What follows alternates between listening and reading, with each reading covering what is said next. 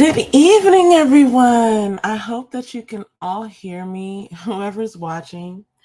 Um, yeah, I'm coming to you live looking like this because I just wanted to talk about why I would care whether people saw me look like this. Like, I don't look absolutely atrocious. It's just that I've been chilling in my home for the last few hours, and so you know, this is the way that looks. And I don't think anybody's offended by that. But if you are, put a one in the chat. And let me, let's talk about that. Let's talk about why you would care that I look like this, right? I would love to have that discussion with you. But anyway, yeah, I am going live because I've decided that I should have a long time ago. Um, I have been recently enjoying another YouTuber's content. Her name is, I don't want to mess this up. I know her first name is Nala. I think her name is Nala Wright.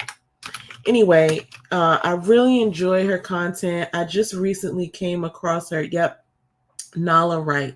NALAHWRIGHT. I recently came across her content like maybe like a month or so ago.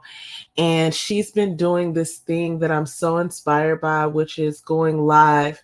She's going to probably be going live soon. She's been going live every night this month. And she's been calling it like March Madness or something. And whenever I can catch it, I've been trying to be supportive. But honestly, it's not just trying to be supportive. She really is touching on some really good topics. And she really knows, I really like her. And so I've subscribed to her. I just looked her name up and she was going for monetization. And I think part of it is like getting a number of subscribers. When I first subscribed to her channel, she was maybe at like the 500 or 600 subscriber mark. And as of between yesterday and today, she's now got 1,000+ subscribers. So shout out to her. I will make sure to I should have put it in the description because I knew I was gonna give her a shout out, but I'll put it in the description so you can go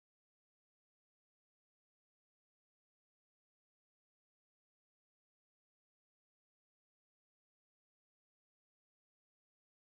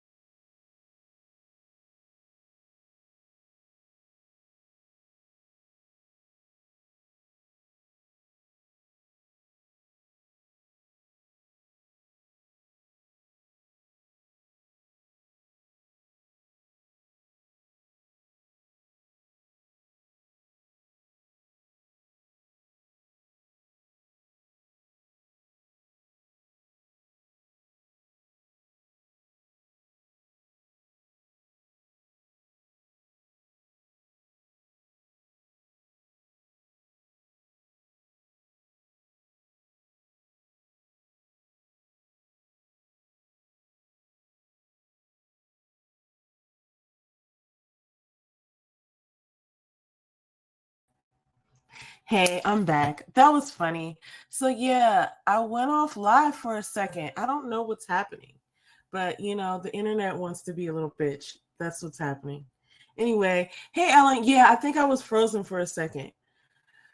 But yeah, I was just giving love to a fellow YouTuber named Nala Wright and just talking about her content is really good, but it also inspired me to go live more often and just talk about the things that like I want to talk about. And so one of the topics that me and my sister talk about a lot is sort of like motivation and things like that. But one of the things that sort of combats that for me is caring what other people think.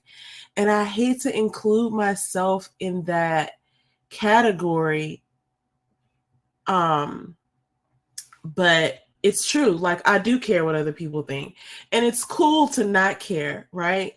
It's cool to not care. And so I'd love to lie and say I don't care what other people. Actually, I'd love for it to be the truth. that I don't care what other people think, but I do. I do care what other people think. And sometimes it prevents me from doing the things that I really want to do. Not necessarily talking about the things that I want to talk about, but I've just made a vow to be just more of myself. And I did want to just go ahead and explore some of the reasons and some of the sort of like psychology behind why we even care. Why do we even care what other people think about us? Like, if you really think about it, it's such a silly thing. Like, I had brought up recently, and I love to bring this up because it's one of my favorite little, facts or whatever, fun facts. But James Clear, the author of Atomic Habits, best-selling book, Atomic Habits, it's like what they call a perennial seller. It sells every year, probably all throughout the year, but especially around the new year when people are making resolutions and things, they're going to buy a copy of Atomic Habits. And he mentioned in a recent interview, and maybe I want to say it was like within the last 5 or 6 months, he mentioned that when he first decided that he was going to write a book, he intentionally did not share that information on Facebook. He wasn't promoting himself on like Facebook or any of his social media platforms because, and I'm going to paraphrase here, he said, I didn't want to look stupid. I didn't want them to think like, oh, what is he trying to be, a writer now or something? And I identify with that so hard because I was like, I think all of us at some point don't want to be, we don't want to look stupid, but anything you try to do that's new is going to put you at risk of looking stupid. It's just the way that it's set up. And you have to look like, you have to sort of be brave enough to risk looking stupid. And I'm gonna just tell you, I look stupid all the time for free. So if I'm gonna look stupid for a good reason, then that's all the risk I need.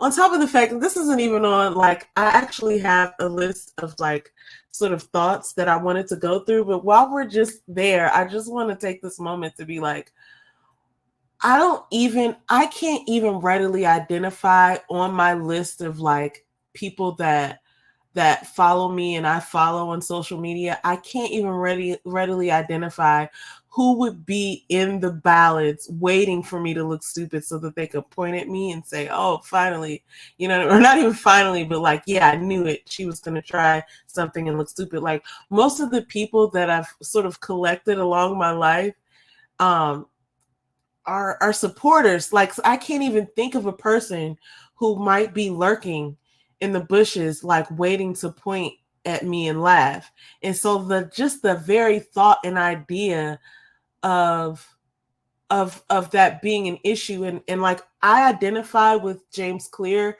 on so many levels. Just the way that he thinks, the way that he speaks. There's certain things like I used to love watching his, and I still do, watching his interviews and just having him explain certain points. And, a weirdo can spot a weirdo, right? He's kind of like, we're weirdos, and it's great.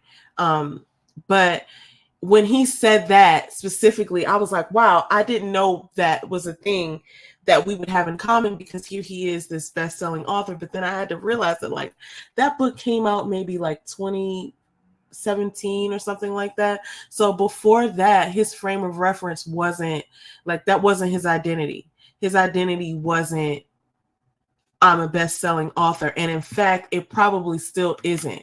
I think once you reach a level of success, you know what I'm saying? Like you're still the same person. So I don't even know if he really thinks of himself like that now, but it's interesting, right? Because here we have a person who shouldn't think like that, who is admitting to thinking like that. And even when he said it, it was like to that day type of thing. Like I still don't share, even having sold millions of copies of this best-selling book, I still don't share my projects because I'm afraid of what people will think. And it's just one of those things that I'm like, I feel it's a human condition, even for people who we might consider celebrities. I remember somebody saying like, there's nothing worse and I think it was Melissa Ford back when she was doing this reality show in New York. But she was like, there's nothing worse than being famous and broke. And that is another realm of caring about what people think about you. Only even that is even more like deep and dark, because it's like, oh, people have a favorable sort of viewpoint on me, but I have to hide something from them, which makes it even all the more sort of tricky. And like, what does that do inside in your psyche? Like, oh, I have to keep up this level of sort of like, you know, not a front, but I have to keep up this level of admiration. Like whatever I'm doing that has people admiring me, I need to keep doing that, but I can't let them know, right, that this is happening, that I don't have money. And I think we still do have a false perception of people who are famous and we think they have money, namely music artists. We're not going to go down that level because I have a whole lot of thoughts about the music industry and the business models and stuff, and why, you know, people need to be more inventive. But my thinking, you know, just streamlining it back to my point is, we don't know what people are making, right? So we, you know, our perception of them is really flat when you think about it. And so in that same vein, why would we care externally what other people's thoughts are doing in their own heads?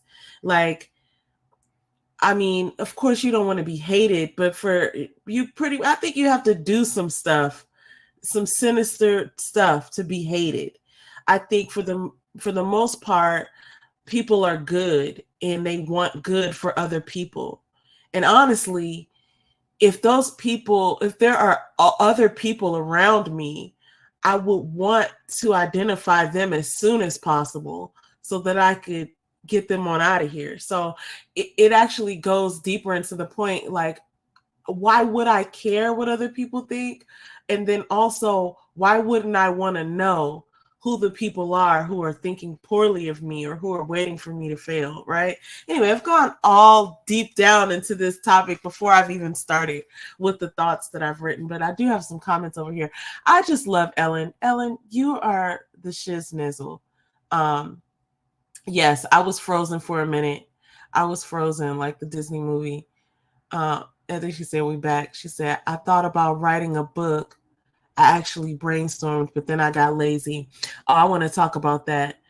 Look stupid for free. That's funny. Yeah. Listen, let's talk about this book, Ellen, because we need this book. The society needs your book. I don't even know what your book is about, but I know it's going to be hilarious. And I know that you have some insights to share. And think about how, if you don't write this book, what will be missing from the world? Like, we need this book. I need several copies of this book so that I can give it out as Christmas gifts. I don't even know what it's about, but just knowing what I know about you, I know that this book is dope. And now another thing that is not a topic that I'm going to cover today, but another thing that I am very passionate about is sort of Cal Newport has a new book talking about slow productivity. And I'm an advocate for sort of like the analog way of doing things, like writing things down on paper and using a paper calendar and taking things slow. Because really, what I've noticed is, even over my life, the things that I tried to hurry up and do, or the things that I want right away, they never end up being as good as I thought they would be. And the things that really have power and really have like the satisfactory element, they are things that were slow to come. And I mean, even just like, you know, becoming who I am, or like maybe certain opportunities that it took me a long time to do this. It took me a long time to lose this weight. It took me a long time to finish this project. I mean, I did that over the last couple of years. I had this huge project at work.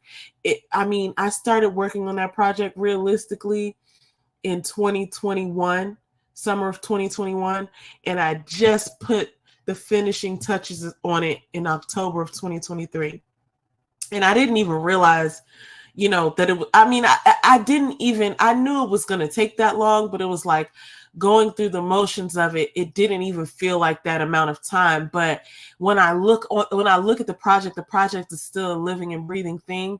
And I'm so proud of it, and it stands firm. And I had the chance to go in and out of all of the things. So, and to correct them real time, like, okay, I want this to be like this, so let's work on that for a couple months.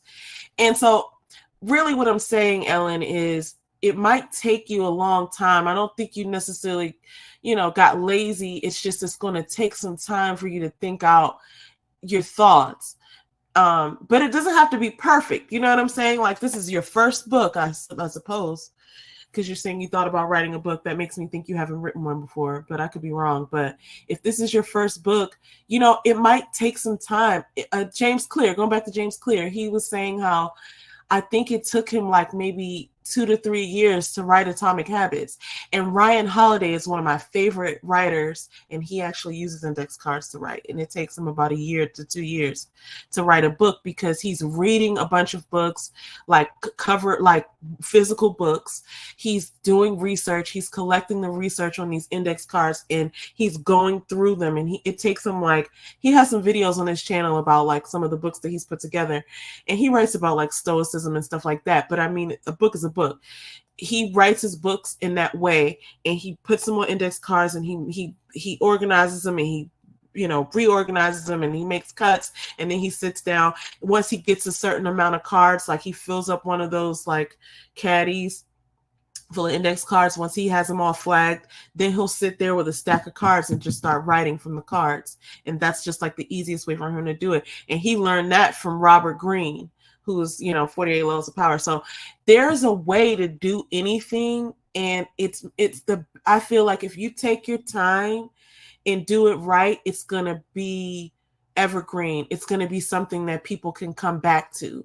So I'm just going to be on your side here, Ellen. Write this book. I've got a couple of book ideas myself, and what I've been telling myself is that, write the first one and let it, not that I'm aiming for it to be bad, but like, let it come out. And if it's shitty, it's shitty, and you'll be better the next time. Next time I'll know, like, oh, I should have done this first, or oh, I should lock in, I should figure out this publishing stuff, or oh, I should figure this out, or I should get a better software. Like, the next time will be better. Actually, Cal Newport uses the same thing. He's like, the next book, whenever he's writing a book. So anyway, listen, those are my insights. I need you to write this book, Ellen. We need this book. America needs this book. The world needs this book. I don't even know what you're talking about. Ooh, that's deep. But yeah, she said, yes, asleep. I got lazy. That's cool. That's cool. And you're allowed to get lazy. You know what I'm saying? Like, we're all out here just trying to live our lives. But going back to my point, it's funny because I think we put a lot of importance on what people think. And it's crazy because I think I don't care as much what strangers think as I do what my peers think. And that was one of my first thoughts that I wanted to explore, is like, why is it that I could put something out, or I could go out in public and break dance at the, I'm not really doing this, but if somebody dared me to like break dance at the Metro, I would do it there before I would do it like at work, or you know what I'm saying, or something around people who knew me. It's like, sure, I'll do this thing. I'll walk up to a stranger and ask them this question, but I wouldn't walk up to somebody that knew me and ask me their questions. And I always thought that was really interesting, because it's like, why do I care? Well, obviously I care more about what people think who know me, because they're around me, but I never understood why it was so much easier to do things in front of strangers, like, especially when it comes to like this sort of stuff. Like, one of the things that I avoid doing is live streaming on Facebook, because all my people are in there, and just like James Clear said, they're going to see that I'm trying to do something new, and you know what I mean? And that still exists to this day. Now that I'm saying this, right, I'm probably going to care a little less, because sure, they could find this, or it could come up in somebody's feed, and I'm not embarrassed, but it's one of those things where I wouldn't readily go and sort of like sell what I'm selling to the neighbors, if you get what I'm saying. So it's so funny because I think that thinking lives in our behavior. It's not even necessarily just like creating YouTube videos. It's like, I don't want people to see what I'm doing. And where is that coming from? I did not approve that. It's just something that's happening in my brain. So I really want to explore more about that. And then the dynamic too between like, even I'll separate it a little bit further. So strangers and peers, strangers versus peers are one thing, but like friends versus family. Like, I'm more inclined to share something with friends before I necessarily would share it with family. And not like my immediate family, like, you know, obviously my husband, my sister, my mom, like those people, like I'll tell them all my business, but, you know, maybe like further removed family, like cousins or aunts or uncles or whatever, right? It's just like, I'm not really sure why, but like the concerns that I have about opinions of family are more, I don't know. It's like I guess because I don't know what they would say or think, and even though it wouldn't be as impactful as like my close immediate family, it's still something that I'm not necessarily willing to share my entire self. And like, isn't that interesting? If we go back to the other point of like strangers versus peers, I would be more inclined to share something like a thought or a viewpoint with a stranger, with a total stranger on the metro, than I would, you know, an maybe sort of like an aunt or a cousin that I hadn't seen in a while. And I don't really know why, but it's like the opinions of others influence that behavior. And like, I don't know. And that's part of why I'm making this video, because it's like, I want to get past that, but I think getting past it requires me to sort of name it. And so, and I know there's a whole bunch of like brain science and sociology studies and stuff. I'm not here to do that today, but it is something that I know is not just a me thing. And so I kind of just wanted to call it out. One of the other things, like, and I mentioned at the top of the video, or before my internet was weird, Nala Wright was touching on, is that she was gonna do lives this whole month. I'm not going to do that right now, but I am going to do, I'm going to start doing more lives. Me and my sister are still going to do our lives, okay, people, because we have to do that, because that's what we do. This is like, that's like the best part of my week, for real. Like, I have a lot of good parts of my week, but that's the part that I just be pressed like on Monday, and I be looking forward to Thursday night. So that's not going to stop. But we both have made a commitment. Actually, I don't want to tell her business, but we both made a commitment to do more lives. And so we're kind of challenging each other to do, you know, some lives. So I'm not making a formal announcement right now, but I just want to say that this is the first of many lives to come, because I want to be able to express these thoughts and sort of debunk them. It's like, just by way of me expressing this viewpoint, it's becoming less of a truth for me. Like if I were just streaming this right now on Facebook, like right now I'm not, but like now I'm really thinking about the possibility of like how that's not really that hard, and how maybe I would have something to say to those people, like, you know, hey, if you don't want to watch this, click out. Or, you know, I was scared to do this, but now I'm not. I don't know. I'm glad I'm not doing it. You know, this is part of being on a live. It's a ramble. But yeah, so I'm not here to like examine like a bunch of psychology and sociology, but at the same time, I have to think that this sort of thinking is affecting everyone, or many of us, if not everyone, because some people are narcissists and they don't deal with this stuff at all. But I'm thinking, like, if a lot of us are going through this, how is that shaping our behavior, and how is that impacting even our conversations and what we really want to say? Like, there's so many things that are happening even in our world, like as far as like, just social things, things that are impactful to our, society, like political things. Obviously, people avoid talking about like politics and religion and stuff like that. But I mean, what would be the big deal if you were to just be able to say what you really wanted to say? And I think that's what this issue speaks to the larger issue of. I think that not wanting to share what you are really thinking and going through with your peers or your family or your close members of your community, just being in that posture of being afraid to say what or share what you're really thinking, is it's got to be structuring our behavior. Like, it's got to be playing a part in how we communicate and deal with one another. It's got to be. So this means, and I mean, I'm just reaching now, but this means that if other people feel this way, then we're all sort of bound by our own non-existent, like risks and possibilities. Like, so we're willing to be less of ourselves in order to feed some perception that may or may not exist in somebody's mind. And that's what I say. It's like so easy to say something to somebody else, but not to accept it yourself. But like, this is what I would say to like my nephew or something. Like, fuck those people. You know what I'm saying? Like, you can't think their thoughts and your thoughts.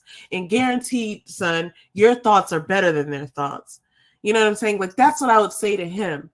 And then I turn around and I don't operate that way. And so, this is something that I'm just exploring, but it ends now. Okay. It ends now, because God forbid something happen and I'm not able to say what I want to say, or, you know what I mean? Like, that would be tragic. Like, I need to be able to say what I need to say. I need to be able to, because I really think I have some good ideas too. Some things that could help other people even. So, especially just by being transparent. So, I guess this is sort of like my, not a coming out video or whatever. Like, I'm not trying to minimize people who actually have to do that, but this is a coming out video in the way that I'm going to start saying what I want to say. I'm going to start talking about what I want to talk about. What I realize is that I care too much about what other people think, about what I'm going to say, about how I'm going to look. And I'm just going to let that go. I'm going to let that go right here today. And this will be my formal press release of me not caring. This is the formal press release. This is the thing that, listen, I no longer care, everyone. I no longer care. It's not like I'm, above anybody. And it's not like I'm going to let myself be crazy and rampant, but I'm just going to give a little bit less of a fuck about what other people think about what I have going on. Like, I honestly, I want people's feedback. I want people's honest opinions. That's what I'm offering. But that's what I'm saying. Like, it would be great if we could just do this together. You know what I'm saying? Like, what if we've all been scared to say the thing and we all agree, right? Or what if we don't agree and we can have some really fruitful and insightful conversation, like some enlightening conversation? What if we can really get out there and really grow together if we weren't so afraid of what, other people might reject me, or other people might talk about me behind my back? Like, what if that wasn't even a factor? What if we didn't care? You know what I'm saying? So that's really what I'm out here doing in these internet streets. So, yeah, it's a part of like personal growth for real. I'm going to get past my fear, and I'm going to make more content about what I think and how I feel and what I see, and and we're going to discuss things together. But I want to also just release you, if you're watching this, if anybody other than Ellen, because Ellen's already on board. But if anybody out there is watching this, I'd love to know in the comments, if you're watching this on the replay, you know what I'm saying? Like, why do you care? Why do you care what other people think? And what have you been holding in that you wanted to release, that you want to show more of who you are, and you were afraid that people would judge you on, or you were afraid you would be rejected or judged, or something, to that effect? Please share with me. Do you feel this way, or what have you held back? Right? And and tell me if you're ready to release this, or if you just want to go on the way that you've been going on. Anyway, this is a short live, considering that normally I'm talking to my sister for like an hour and a half, 2 hours. But thank you so much for joining. There's going to be much more of these sort of explorations of thought, and hopefully it'll just be something to just chew on and think about, and and we can really explore together, like, why are we doing what we're doing? Why do we care so much? But that's just the first topic, and we'll probably revisit that topic, because I just had a couple short thoughts on that. But yeah, let me know your thoughts in the comments if you're watching on a replay, and look out for the next live. Thank you so much. All right. See you later. Bye.